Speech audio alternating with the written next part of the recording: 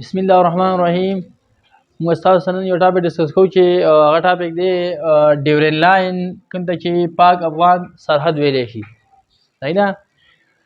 اول خبره دا ده چې افغانستان او پاکستان دواړه اسلامي ملکونه دي او دواړه مسلمانان دي، بلکې دواړه ورونه دي.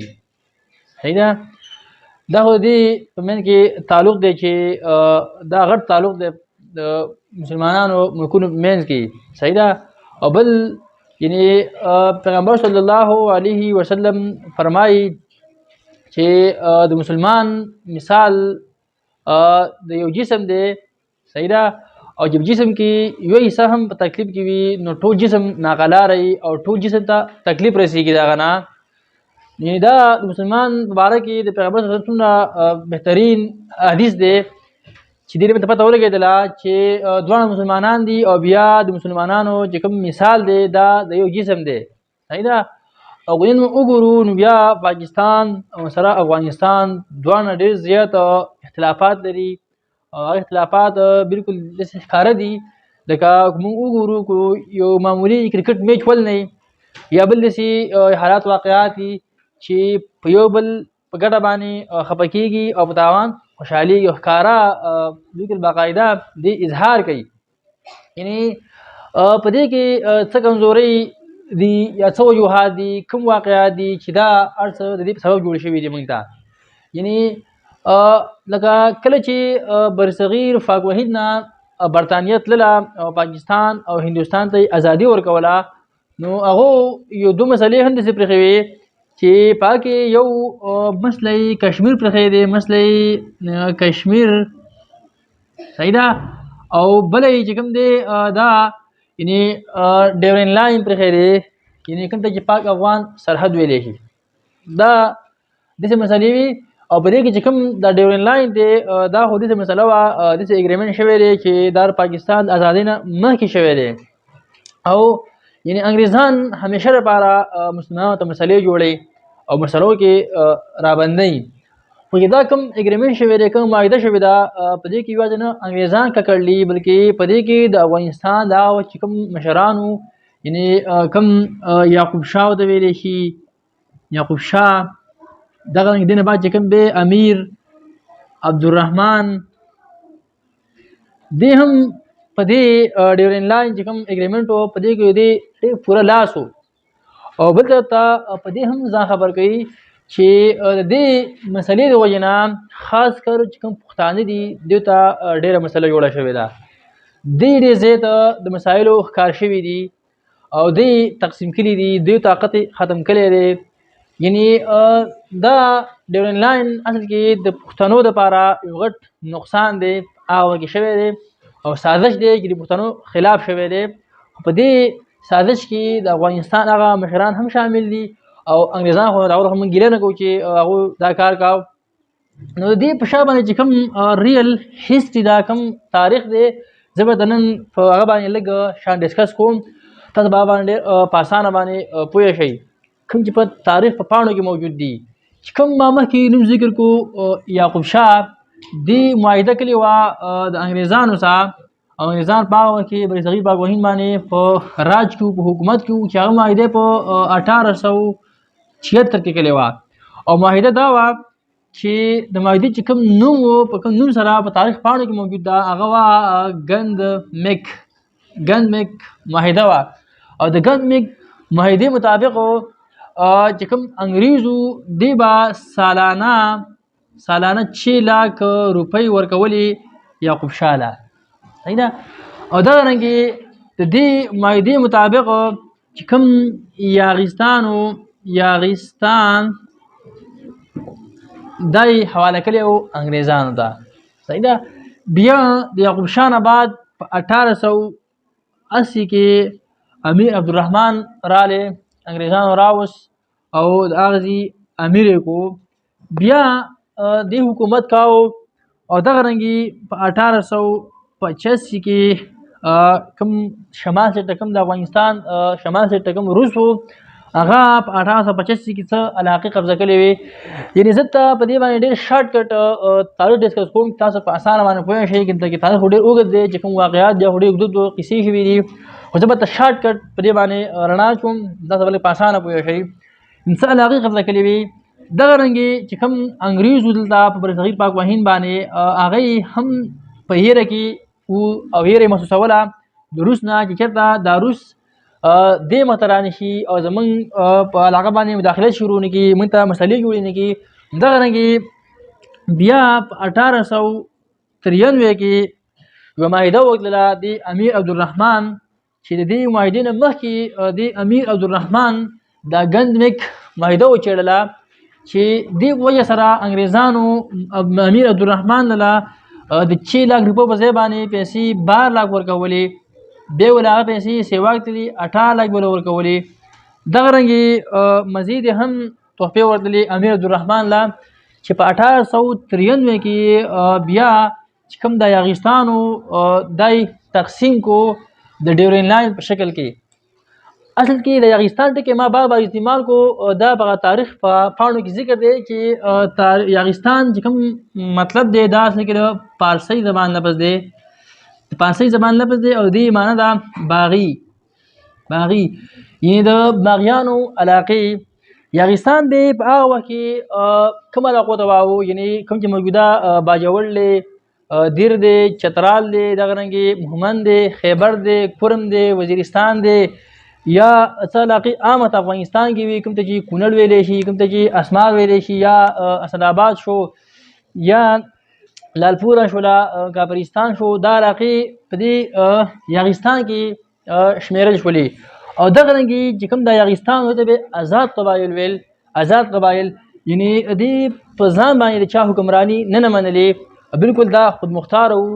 البته چې کومې دا علاقې وي نو دا په هغه وخت کې چې کوم مشر وو د دیر ادب حاجي عمرا خان واخو، دا زبردست جنرال وو چې دې دا علاقې په قبضه کې وي.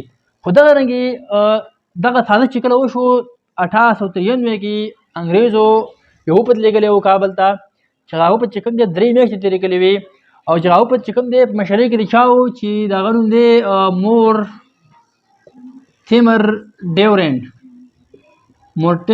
ډیورنټ، چې د دې د نوم په وجه سره ولا ډیورن لاین نوم هم ورکړی شوی دی. او دغه رنګې امیر عبدالرحمن په دې راضي کو، او چې کوم یاغستانو کوم پښتانه وو، کوم قبایلو دې طاقت کمزوری کو، طاقت یې ولا ختم کو، او چې کوم حاجي عمرا خان دا چې کوم علاقې وې هغې نمایي کړلې، چې څه په افغانستان کې پاتې شولې او څه په پاکستان کې پاتې شولې. چې اوس پاکستان کې کومې علاقې پاتې شوي دي، یعنې باجوړ شو، مومند شو، دغه رنګې دیر، چترال، دا علاقې په دغه چمن شولو، چاغي شو، دا علاقې د بلوچستان دا په پاکستان کې ایسارې شولې. او عبدالرحمن دې ته اګریمنټ او بالکل ساین وکړو.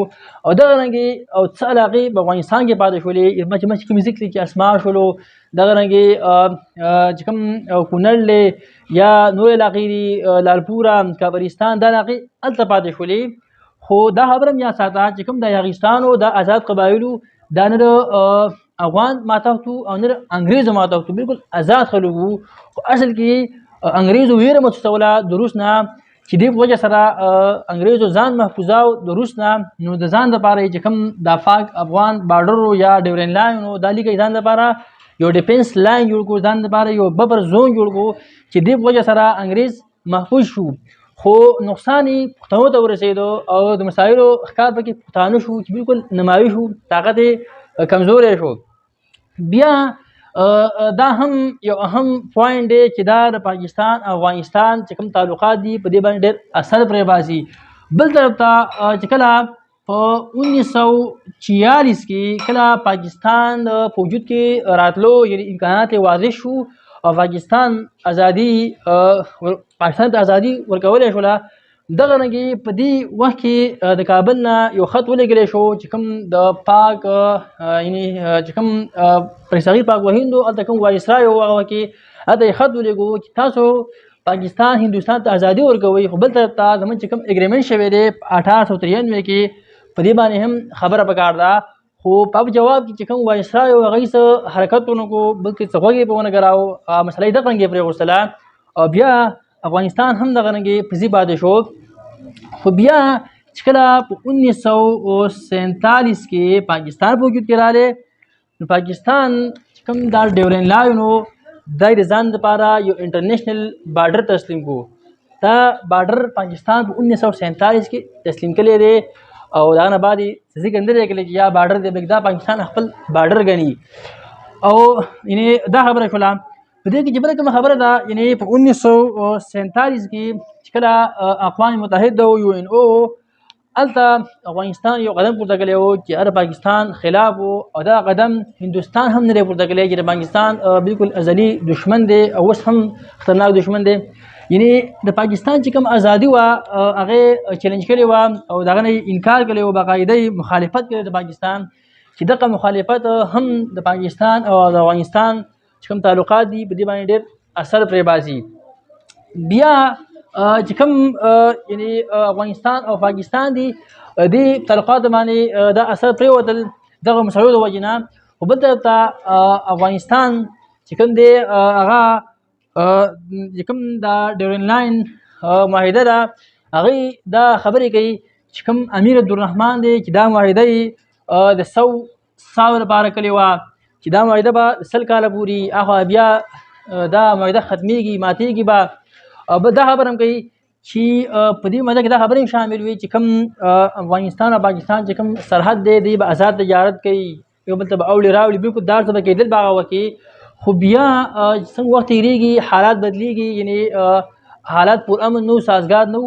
نو بیا پاکستان د 2005 نه بعد دا بارډر محفوظ کړلې او سکیور یې کړلې چې دلته یې خاردار تار ورکړلې، دغه ځای به دې څه چیک پوسټه جوړه کړلې، ولې چې آزاد تجارت به کېدو دې په وجه سره به امن امان ته خطره وه. بیا پاکستان دا خپل چې کوم ډیورن لاین کوم سرحد و دی محفوظ کو او اوس نور هم لګی دی چې ښه نه یې ښه محفوظ کړي، ولې چې دې سره پاکستان چې کوم امن دی ته مسلې جوړېږي.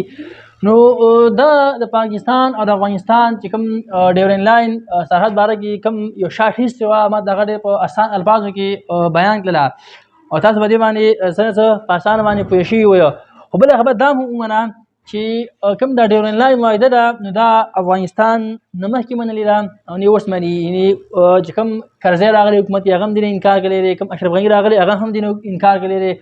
بل ځای ته چې کوم په 1956 کې طالبان راغلي په هغه وخت کې هم د ډیورن لاین اګریمنټ انکار کاوه. او اوس چې کوم د موجوده کرنټلی د افغانستان طالبان حکومت دی امارات، یعنې د هغو چې کوم یو سوشل میډیا باندې ډېر مشهور دی چې یا ته جنرال مبین ویلی شي، هغه اوس هم بار بار دا دمکي ورکوي او دا بیانات ورکوي چې زه به اټک باندې چې کوم د پاکستان علاقه ده اټکه پورې چې په دې کې غونډه پښتونخوا راځي چې زه په دې باندې د افغانستان جنډه لګوم، ولې چې زه دا اګریمنټ نه منم، دا زمونږ علاقې دي. خو داسې فکر نه کوي چې دا علاقې نه د افغانستان وي او نه دا د پاکستان وي، بلکې دا یاغستان و، د آزاد قبایلو دا د چا په لاس د لاندې نه و. صحیح ده.